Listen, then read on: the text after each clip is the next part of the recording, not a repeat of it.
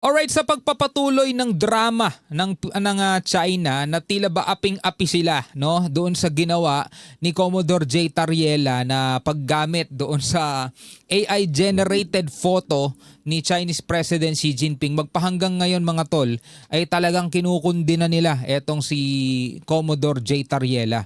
At etong si Guo Jiakun nga ay nag-post na rin sa kanyang social, mga kapatid, no, social media account dito sa FB. Sabing gano'n, no, China condemns the disinformation and smear campaign against China by a spokesperson of Philippine Coast Guard, which is Commodore J. Tariela. So eto pag-uusapan natin ngayon.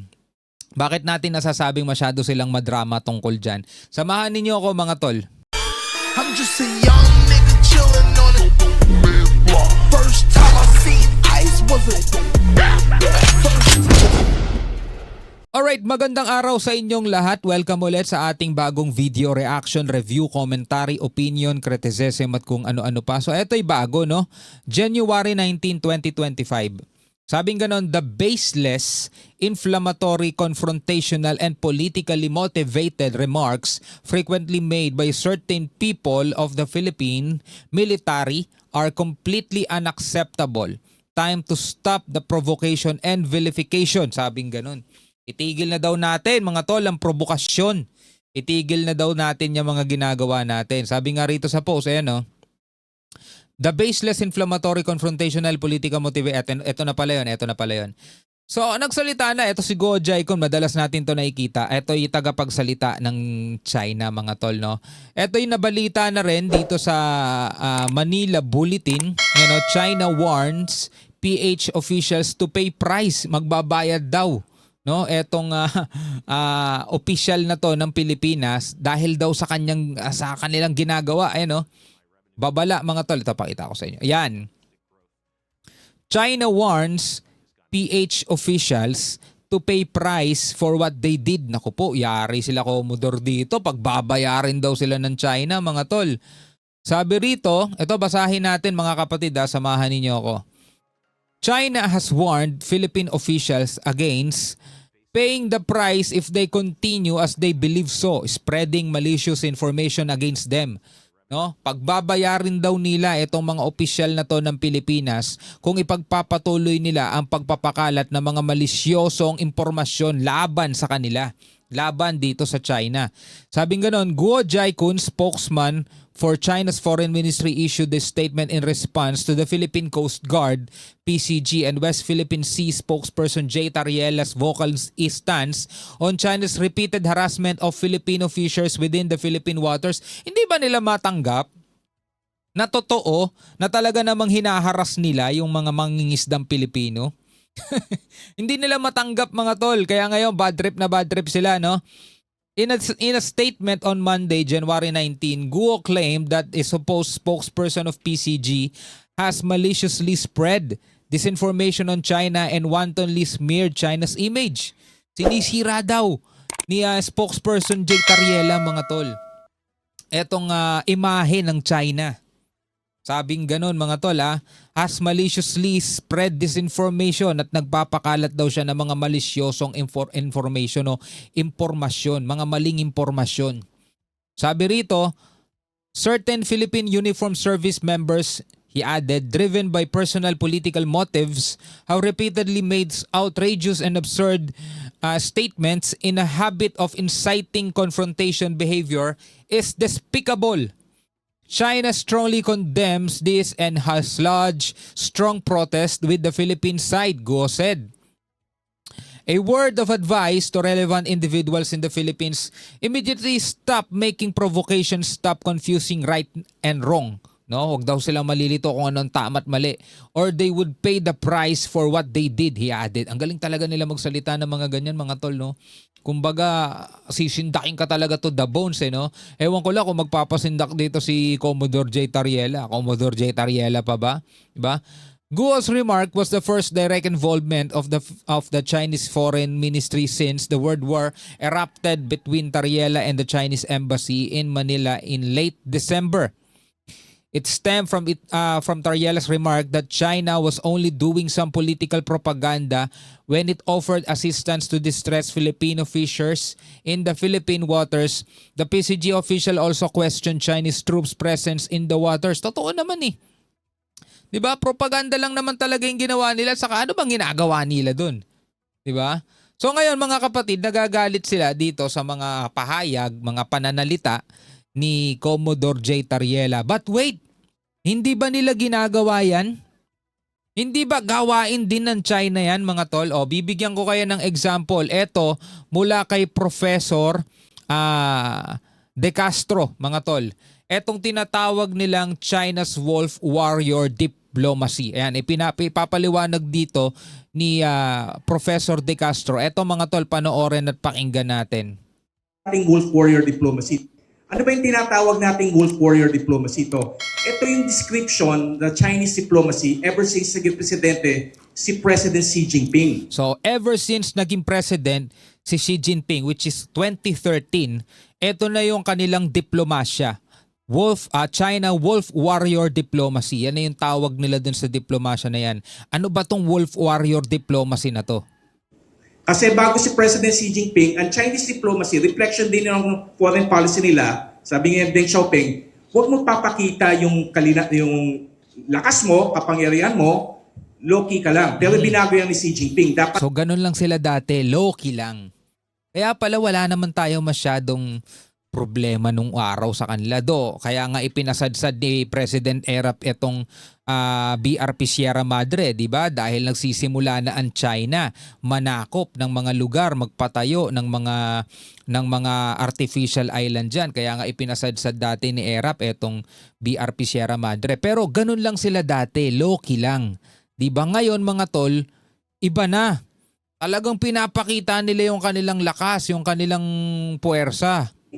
lakas mo, kapangyarihan mo, low-key ka lang. Pero binago yan ni Xi Jinping. Dapat agresibo kayo, patriotic kayo, nationalist kayo, at in a way, you have to be very rude and crude. Kaya pala, masyado silang rude.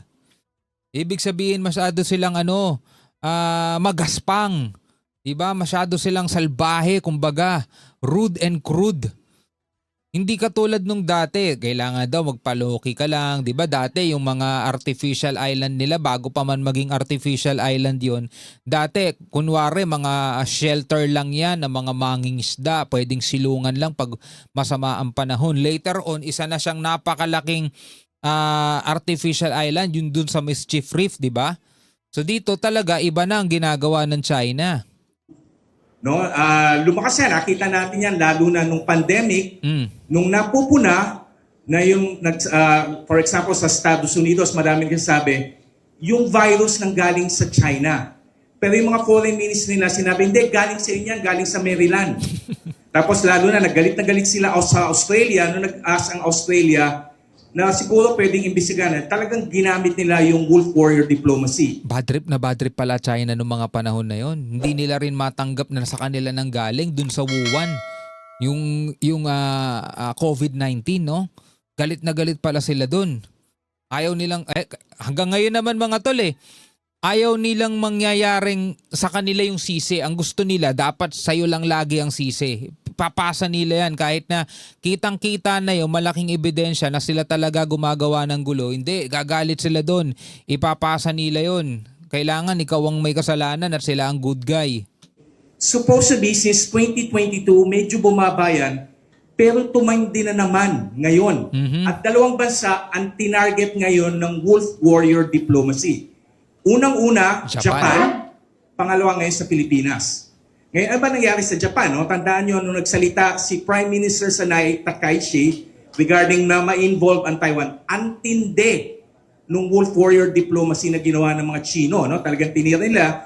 Meron, kung natatandaan nyo, yung Consul General sa Osaka, sabi, dapat putulan pa ng ulo si Prime Minister Takaichi. Tatandaan ninyo mga tol bad trip sila doon sa mga pahayag ni Commodore J. Tariela at sinisira daw ang imahe ng China. Kasi sinasabi ni Commodore J. Tariela, China nangaharas ng mga mangingisdang Pilipino, which is totoo naman, kitang-kita naman.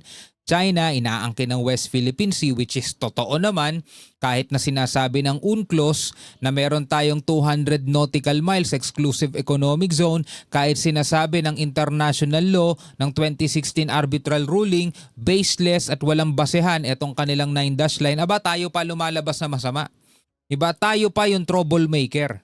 Diba? So nagagalit sila doon sa ginawa rin ni Commodore J. Tariela na pagpapakita ng mga picture ni Xi Jinping, which is eto. Kung nakikita nyo yan, galit na galit sila dyan mga tol. Pero gawain din nila yan mga tol. Biruin mo kung paano sila magsalita. Sabi nung kanilang consular general sa Osaka, kailangan daw putulan ng ulo si ano. Ay naku po, ganun sila magsalita mga tol. Nila, meron kung natatandaan nyo, yung Consul General sa Osaka, sabi, dapat putulan pa ng ulo si Prime Minister Takeshi. Sasabihin mo yon sa isang head of government. Tapos of course matindi, no? Tapos nakita natin yan nung naglabas ng statement si Presidente. Nung sinabi niya about Taiwan last August, ang tindi nung sinabi nila, nung kinongratulate ni Presidente si President Lai ng Taiwan, sinabi nila, no, ng mga foreign minister, bobo yung Presidente nyo. Ngayon galit na galit sila doon sa mukha ni Xi Jinping. Ayan ulit. Oh. Galit na galit sila dyan sa mukhang yan ni Xi Jinping mga tol. Pero grabe sila magsalita sa ibang leader ng ibang bansa. Dapat magbasa. Hindi niya alam yung tinatawag lang ng China Principle. Ganon. Pero ngayon nagagalit sila dahil nga daw inismear ni Commodore Tariela si Xi Jinping. Pero sila mismo, yung diplomat nila, sabi putulan ng ulo ang isang prime minister ng isang bansa. So makikita natin yan, no? Nabanggit ni aking kaibigan about the DFA, bakit hindi kumikilos. Well, analyze natin, no? Unang-una kasi, yung mga diplomats natin, the Department of Foreign Affairs has been trained for what we call traditional diplomacy. Kasi pag wolf warrior diplomacy, hindi ka nakikipag-usap sa Estado, nakikipag-usap ka sa society. So you try to inject influence. In a way, wolf warrior diplomacy is a form of propaganda. It's malign influence directed to the public. Yun ang nangyayari mga tol. Yun ang nangyayari. Tingnan nyo to mga tol meron akong ipapakita sa inyo. Ito, ang masama nito mga tol, kababayan natin, no? I-blur ko na lang siguro yung pangalan niya. Oh. Pero tingnan nyo to mga tol. Ito mga kapatid, no? Sa isang post, nitong January 7, ng isang vlogger siguro to, survey. Anong mas nakaka-offend na Photoshop sa muka? Sino mas tsaka sa pagka-Photoshop? Kay Xi Jinping or kay Tariela? Kay Xi Jinping, heart. Kay Tariela is laughing emoji. May mga nagko-comment dito mga tol. Dito binabanatan si Tariela. Mga tol eto yung mga Pilipino nagko-comment. Pero tingnan nyo naman kung sino ang mas inaanuhan nila. Yung mga taong umaangkin at nananakop mga tol ng ating soberanya. Ganyang kalala dito sa Pilipinas mga tol. So ngayon nagagamit tong mga to. Kaya tama rin itong sinasabi rito ni Professor De Castro, dahil sa propagandang yon mga tol, ang inaatake nila mga tol yung mismong mga mamamayan, no? Hindi yung government Tuloy natin. Propaganda, it's malign influence directed to the public. Directed to the public. Diba? Ngayon, nakita natin, nagagalit ang China sa mismong gawain din nila. Sinisira daw imahe nila. Diba? Ayaw nila, nagagalit sila doon sa paggamit ni J. Tariela ng AI-generated photo ni Xi Jinping just to express, diba, kung ano ang ginagawa ng China dito sa West Philippine Sea. Pero direkta silang magsalita ng mga masasakit na bagay o masasakit na mga pahayag laban sa ibang leader of state. Halimbawa sa Japan, dito sa Pilipinas, 'di ba? At marami pang iba, mga tol. Gawain nila 'yun Ngayon nababadrip sila, napipikon sila. Ano masasabi niyo rito mga tol? Comment na lamang kayo sa ibaba. Hanggang sa muli, ako nga pala si Shobaldi. Peace out.